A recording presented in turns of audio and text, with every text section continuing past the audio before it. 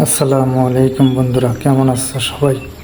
বন্ধুরা, আজ আমি তোমাদেরকে দেখাবো বাংলাদেশের কেন্দ্রীয় গবাদি পশু প্রজনন দুগ্ধ খামার।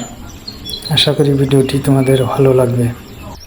কেন্দ্রীয় গবাদি পশু প্রজনন ও দুগ্ধ খামার বাংলাদেশ সরকারি মালিকানাধীন গবাদি পশু প্রজনন দুগ্ধ খামার এবং গবেষণা কেন্দ্র জাহাঙ্গীরনগর বিশ্ববিদ্যালয়ের পাশাপাশি সাভার উপজেলার অবস্থিত। Central cattle building and dairy farm 1959 সালে প্রতিষ্ঠিত হয়। এটি 1964 সালে কার্যক্রম শুরু হয় এবং 1969 সালে জার্মান সরকারের সহায়তায় আরও বিকশিত হয়। এই খামারের প্রতি বছর 2000 টন ভুট্টা উৎপাদন করে। এখন আমি ঘুরে ঘুরে দেখানোর চেষ্টা করব, সাথেই থাকুন।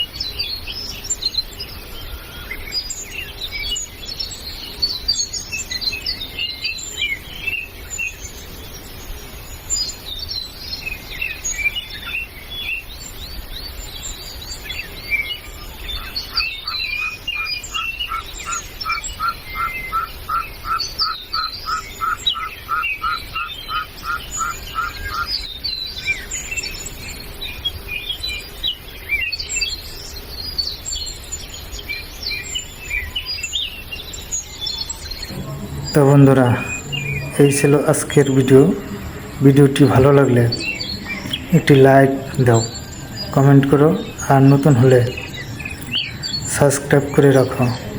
আর যারা সাবস্ক্রাইব করেছো তাদেরকে অসংখ্য ধন্যবাদ। খুদা হাফেজ।